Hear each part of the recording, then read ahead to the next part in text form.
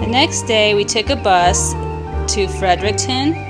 Fredericton is the capital of New Brunswick, and it's a very interesting old city. The first place we came to was Officer Square, where it happened that they were doing a changing of the guards. We really enjoyed it. We stopped and watched the whole ceremony. One of the most interesting things to me was they had two men with hatchets as part of the guard ceremony, and I couldn't figure out why the hatchet men were there, but I never got an answer to that.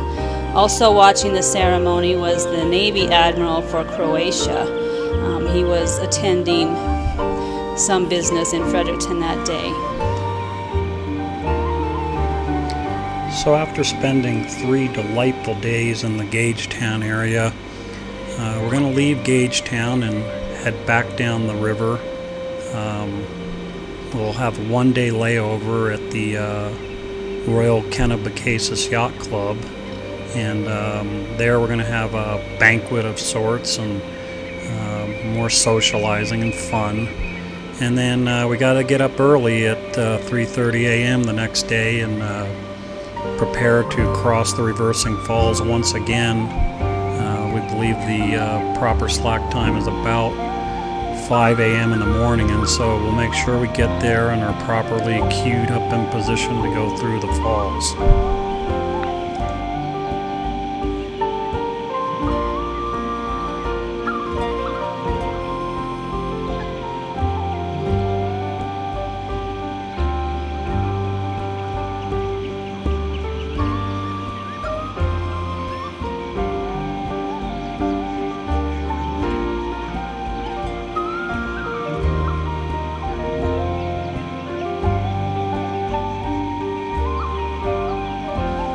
Well, it's day 12 of the Flotilla, and we've left the St. John River and safely made our way through the reversing falls at about 5 a.m. this morning.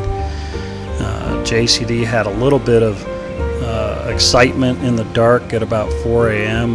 We were underway, and I noticed quite a bit of steam coming out from the transom area, and looked down at my temperature gauge and saw that the engine was running a little bit hotter than normal, so we shut her down. I went down below and checked the raw water strainer. That's where the seawater comes into the engine goes through a heat exchanger with some fresh water and cools the engine, and then is exhausted out the back. And opened up the strainer, and it was just filled with weeds and grass, and I started pulling and tugging on it and realized that the weeds were all the way down about 5 feet of the hose. And meanwhile, Jody was calling me from the cockpit saying we really had about a few seconds until we were going to drift into some rocks on shore, and so I threw the strainer back together, hopped up in the cockpit. We motored about 200 yards further offshore, and then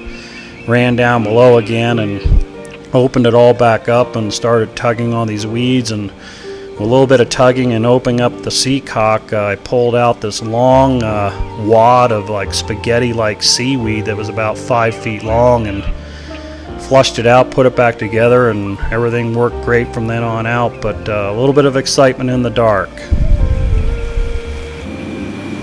One thing we'll show you here, you can see there's a pretty good sized tanker off our port bow, and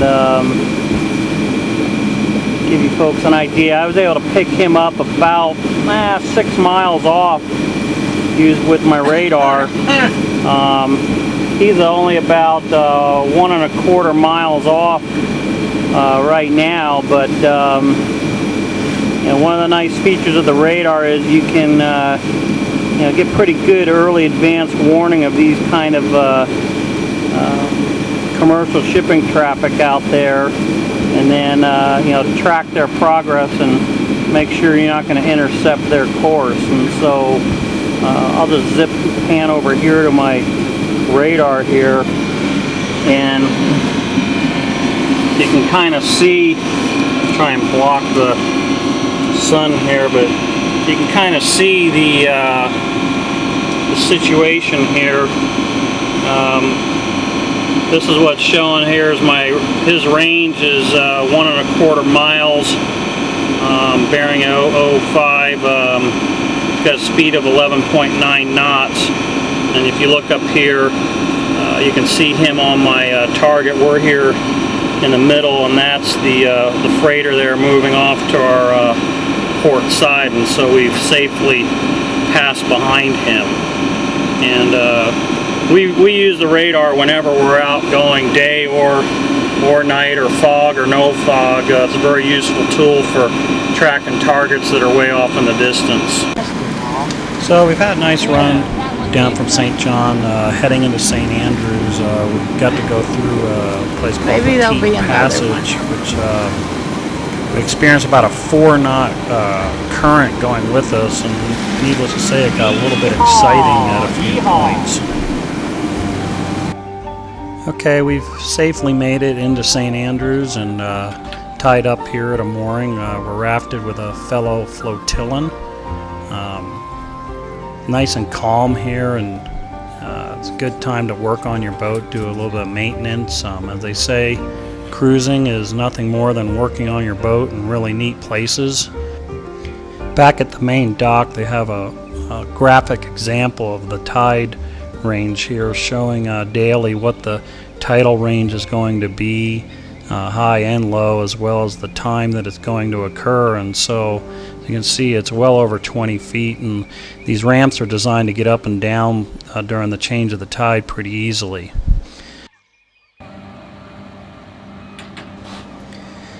So we'll be heading into the town of St. Andrews, and we're going to take our mountain bikes with us on the dinghy, and we'll get them up on the dock. And we got a nice little dog basket to carry the obonator in, and so we'll be cruising all around town. As you can see, the tidal stream here is just magnificent, and the amount of exposed beach and underlying shoreline when the tide goes out, and pretty incredible change in the landscape that occurs basically, you know, every 6 hours, 6.5 hours from high to low tide, and vice versa.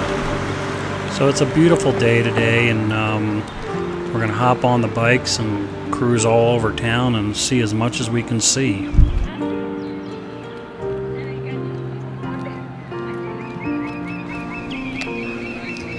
We love our mountain bikes, and we're glad we have them with us because it allows us to go ashore, and rather than worrying about a rental car or taking a bus that may have limited drop-off locations, we can get on our bikes and cruise wherever we want. And some places we've ridden 20 miles or more in a day, and so it's a great way to see the local places and explore all the neat little things you can when you go to these locations. Vinny likes that.